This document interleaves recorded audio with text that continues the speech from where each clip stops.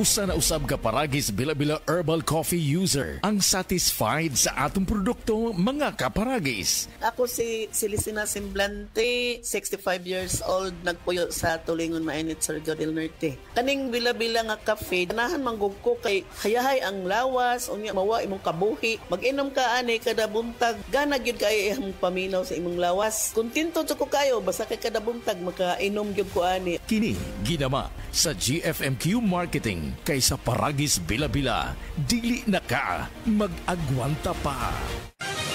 Mga kapanyawan, si Leonora Santos, diabetes. May inom sa Sed Panyawan Coffee Mix. Ang sugar ko minsan 200 sa umaga. Di something 180, nagre-range sa ganyan. Pero nito pong nagpapanyawan coffee na ako. Ang baba po, 134. Minemaintain ko po yung panyawan coffee. Hindi na po tumataas ng ganong kataas. Ako po yung si Mrs. Leonora Santos. Dito po ako sa Pasig, Metro Manila. 69 years old. Basta tatak Sed Marketing, tatak kining magaling.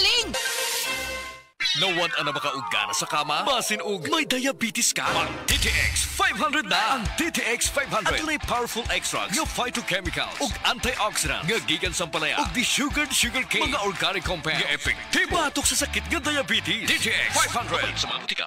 DTX 500 ang tubag kontra sa sakit nga diabetes. DTX 500 epektibo sa pagpabubo sa blood sugar level. DTX 500 imo sa desugared sugarcane extract ug anti-diabetic property gikan sa palaya. DTX 500 garantisado, highly recommended sa mga eksperto. Mapalit sa pinakaduol nga butika sa iyong lugar.